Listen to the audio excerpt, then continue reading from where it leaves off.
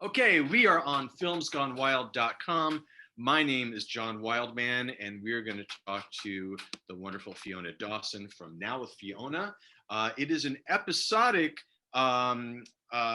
project that is screening at the Bentonville Film Festival. Fiona, welcome to the show. Yay, welcome. Well, thank you, John. Thank you. Okay, all right. So we start this off by having you introduce our audience to the project. In this case, they have not had not had a chance to see it yet. So tell us about Now with Fiona. So Now with Fiona is an unscripted series hosted by moi, Fiona, sharing positive stories of kindness and courage from the LGBTQ community in the face of adversity. So rather than focusing on how dreadful and negative things are, we're looking at the positive, inspiring things people are doing to fix those situations and make life better. In the short time that I've known you, I cannot imagine that there's even a single negative bone in your body. So of course it's a positive side. Of course.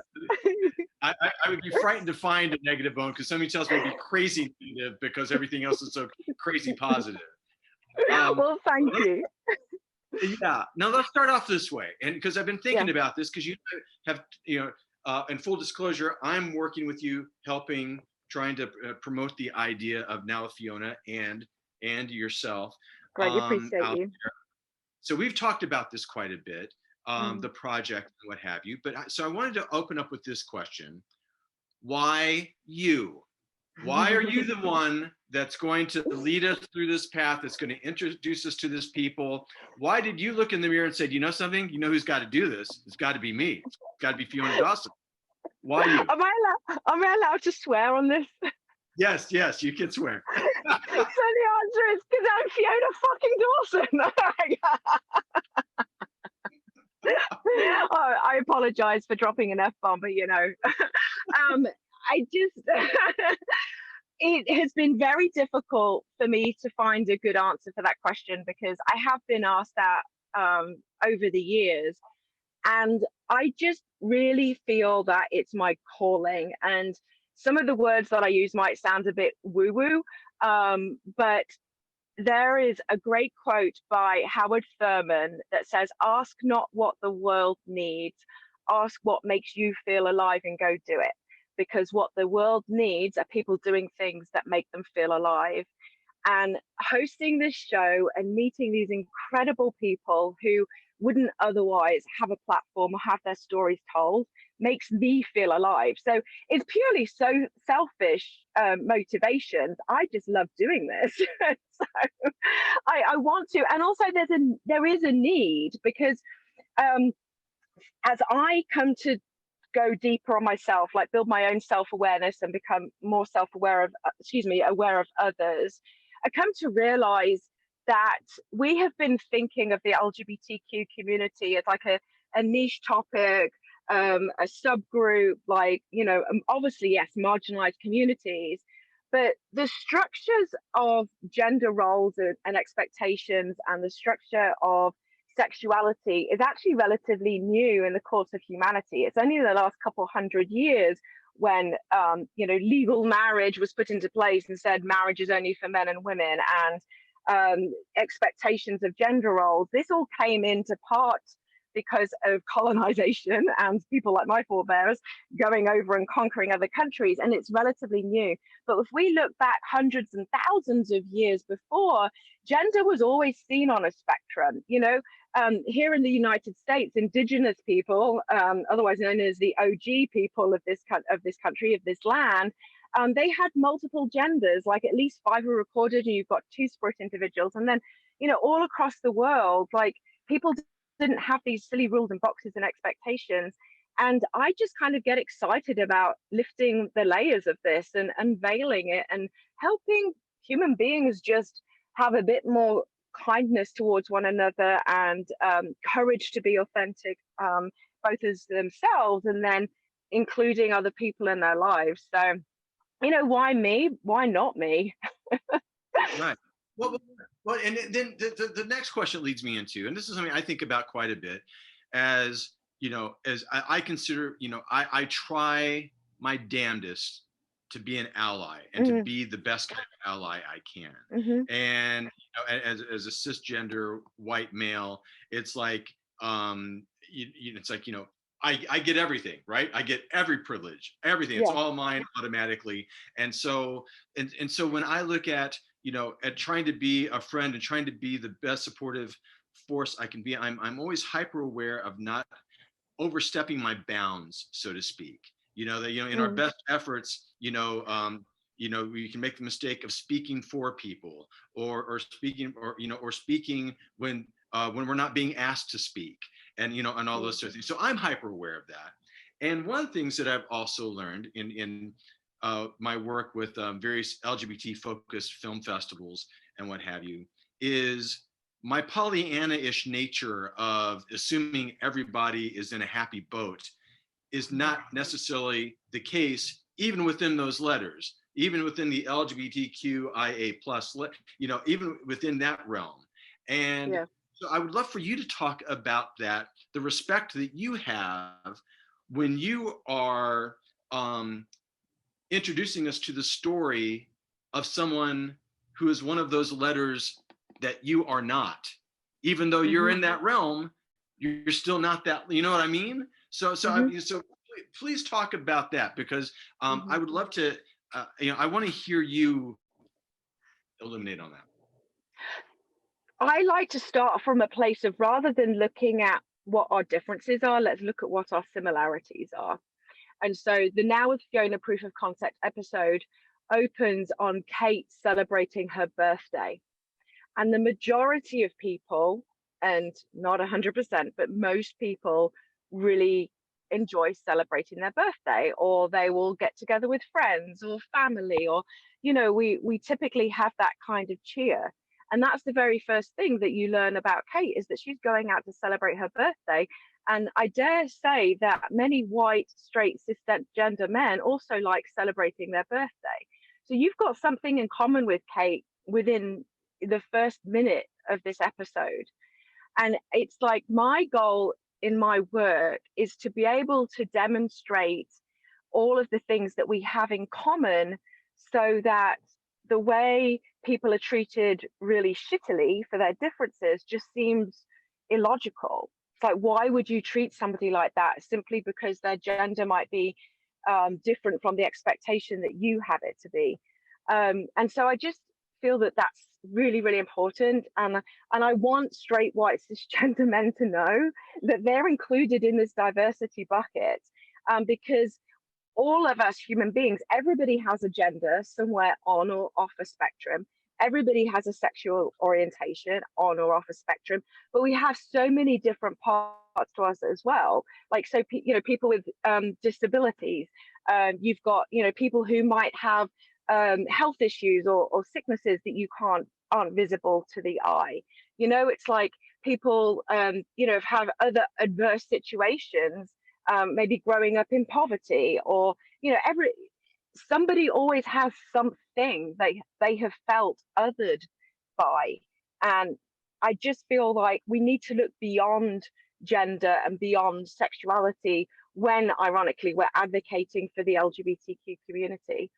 Right. And one more thing I'll add about allyship, in my book, Are Bisexuals Just Greedy, that is coming out on October the 11th, I actually end with the conclusion, like steps towards allyship. And in there, I write about 4 main steps. Number 1 is be kind.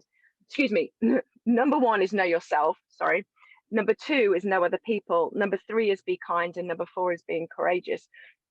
And I feel that everything starts with self-awareness. You have to understand yourself first before you can then relate to others. And so I encourage anyone who does not identify as LGBTQ, when have you stopped to consider your own gender identity, which is one, who you know yourself to be, but then how you present yourself to the world and how the world treats you.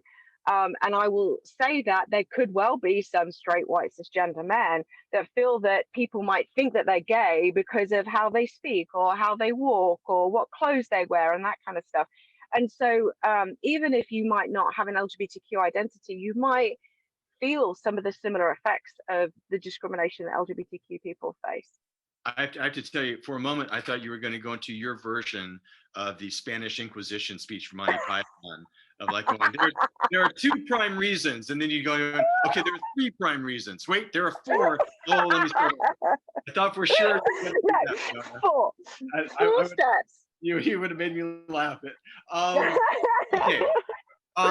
Yeah. For the last question, I want to remind everyone here that you're also a director. You're not just a host. Of course, I first not just a host. Well, in the context of everything that that we can do. But I first met you with, of course, with your film Transmilitary. And so I want to make sure that we talk about that a little bit, and from again, how you map out the presentation of the information in the series. One of the things I think is wonderful is the animated section in where you it's like transgender people for dummies, how you break down cisgender versus transgender. And it's so brilliantly done and so wonderfully simply communicated that you would have to be a fucking idiot not to get it and not to connect. But that comes from directing. That comes from you looking at it as a storyteller going, okay, here's my interview, but I need to deliver this as well. Otherwise, it can still get muddled. It can still get muddied. So talk about that for a moment, how you map out these episodes to get this information across to people that really need it. Well, thank you. I'm so pleased that you love that 2-minute animated explainer, and that little clip is available on YouTube as well. So hopefully people can find it and share it, because not only is it like being transgender for dummies, it's like being cisgender for dummies. And considering most people in the world are cisgender, they should probably know what the difference is. And in fact, like having that in this episode is kind of one of my dreams come true, because I started Now with Fiona back in 2010, and I kind of pivoted and focused on transmilitary for about 7 years. That was advocating for active duty trans service members to be able to serve openly in the US military. And during that time, when I started, I had friends who were trans, and many of whom were in the military, and I considered myself an ally, but there was so much that I didn't know that I didn't know. And so building really strong friendships and relationships with trans people, specifically trans service members, I came to understand so much. And people would often come to me and say, so what does it mean to be transgender? And what is this word cisgender, and why should I have to say cisgender? And I just found myself repeating this time and time again. I'm like, I don't want people who watch my films or my stories to get bogged down on this technical language. I want them to stay connected to the person as a human being. Plus, I want them to see that that LGBTQ people aren't that different. And so for me, that explainer was something that I had an idea that I originally kind of wanted to put into Transmilitary, the feature documentary, but it just didn't work with the format. And so when I went back into production with Now with Fiona, I'm like, this is going to be a core theme, a core element. So every episode will have something that will include some kind of explainer language, because I think that people, well-meaning allies, can often get turned away or turned off or shy because they're afraid, because they don't know the language and they don't know how to ask and they don't want to offend anyone, but they just don't know what to do. And so I see my role as kind of like your bisexual female Mr. Rogers, where I'm going to help you love your neighbor. I'm going to just break down these walls, and I'm willing to be vulnerable too. I'm willing to tell you what I don't know, and I'm willing to tell you how I learned it and what is, what is obvious to me. So hopefully by the time you've watched this, it'll be obvious to you, and you'll end the episode realizing or forgetting that you didn't know in the first place, So the cisgender transgender explainer is the first of many explainers, and again, just like quickly referencing the book again, that book is 21 chapters, which is basically short explainers, scripts for all different terms of definitions. You know, things like, how do transgender women pee in a public restroom, and do all trans men want a penis, and what do you mean some people don't want to have sex, and you know, one more I'll tell you, why can I not just love the sinner but hate the sin, you know? And I will just want to explain that in Now with Fiona, with the episodes, with the animation, with everything. And it gives an opportunity to hire LGBTQ people to do this work. So both the animators that I worked with, both use they, them pronouns, and one of them identifies as trans, the other one is bisexual. And it's like, I want to give as many different people as possible the chance to be a part of Now with Fiona.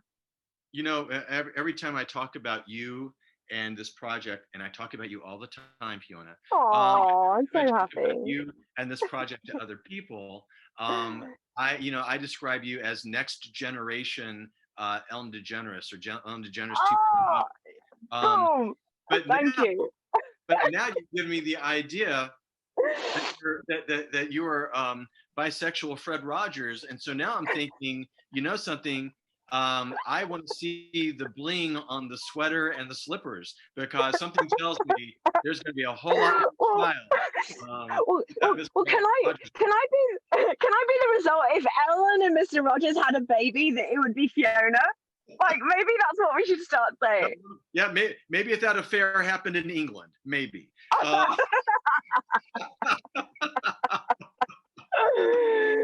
Oh dear. I mean, this has been a fun chat. I've been very eager to introduce people to you and this project. Thank you. Again, we've been talking about Now with Fiona, the episodic project, with talking with Fiona Dawson, the creator and host of that show, which is screening, which is world premiering, making its world premiere at It is technically its world premiere, because this is the first time for our official selection in a theatre. So to the best of our knowledge, this is our world premiere, and we're in competition, and we want to make more good things happen. All right. Well, thank you for joining Films Gone Wild. All right. Thank you so much for having us.